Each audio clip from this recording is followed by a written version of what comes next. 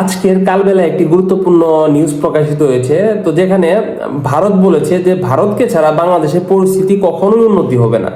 তো এই বিষয়টিকে আপনারা আসলে কিভাবে দেখছেন? তো আজকের এই ভিডিওতে বিস্তারিত থাকছে যে কেন ভারতকে ছাড়া বাংলাদেশের কোনো উন্নতি হবে না, এটা যিনি বলেছেন তিনি কেন বললেন সেটি উঠে এসেছে আজকের এই নিউজে।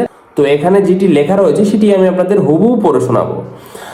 বাংলাদেশের বর্তমান পরিস্থিতি ভারতকে ছাড়া উন্নতি হবে না। বাংলাদেশের স্বাধীনতার ভারতের অবদান স্মরণ রাখা উচিত দেশটির জনগণের। বিশ্ব পর্যটন দিবস উপলক্ষে শুক্রবার এক অনুষ্ঠানে এমন মন্তব্য করেছেন ভারতের ত্রিপুরা রাজ্যের মুখ্যমন্ত্রী মানিক সাহা। তিনি বলেন, বাংলাদেশকে নিয়ে কথা বলে লাভ নেই। আমরা ভেবেছিলাম বাংলাদেশ ভারত ফ্লাইট পরিষেবা হয়ে যাবে, কিন্তু সেখানকার বর্তমান পরিস্থিতিতে সেটি হয়নি। নিশ্চিতভাবেই একদিন ফ্লাইট চালু হবে, কারণ ভারত ছাড়া বাংলাদেশের অবস্থার উন্নতি কখনোই হবে না।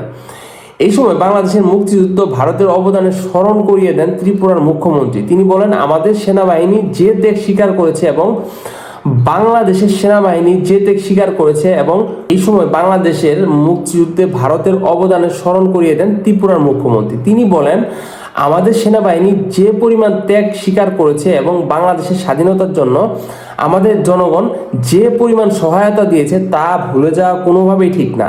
মানিক শাহ আরও বলেন, আমি তাদের বারবার বলবো, মনে রাখবেন ত্রিপুরার জনগণ কিভাবে আপনাদের স্বাধীনতার জন্য সাহায্য করেছিল।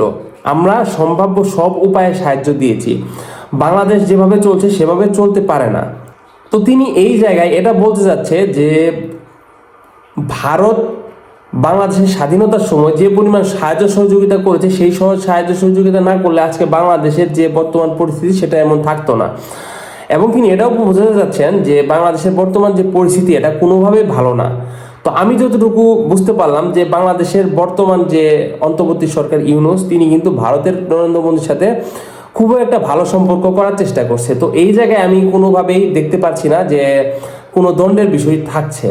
একটা সময় দেখা যাবে যে বাংলাদেশ ভারতের সম্পর্ক যেমন আছে তেমনই থাকবে। ও একটা কথা আছে না যে মাঠ পরিবর্তন হয়েছে কিন্তু খেলোয়াড় একই।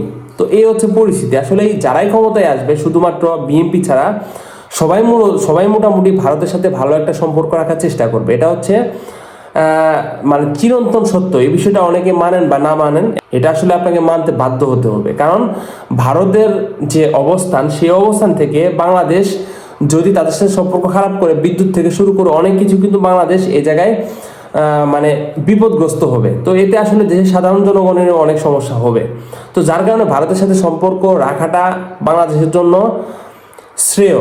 তবে এই জায়গায় কিন্তু ভারতেরও স্বার্থ রয়েছে। ভারতও কিন্তু বাংলাদেশের সাথে সম্পর্ক রাখতে বাধ্য। এই কারণে বাংলাদেশের অনেক অভ্যন্তরীণ বিষয়ে বাংলাদেশের অনেক সুযোগ সুবিধা ভারত না পেলে ভারত নিজেরাই কিন্তু বাংলাদেশের চেয়ে বেশি ক্ষতিগ্রস্ত হবে। তো এটা হচ্ছে চিরন্তন সত্য। তো ভারতকে ছাড়া বাংলাদেশের পরিস্থিতি উন্নতি হবে না, এই বিষয়টিকে আপনারা কিভাবে দেখছেন তা অবশ্যই কমেন্ট করে জানাবেন। আর এমন আরো গুরুত্বপূর্ণ ভিডিও আপনি সবার আগে পেতে আমাদের চ্যানেলটিকে সাবস্ক্রাইব করুন। ধন্যবাদ সবাইকে পুরো ভিডিওটি দেখার জন্য।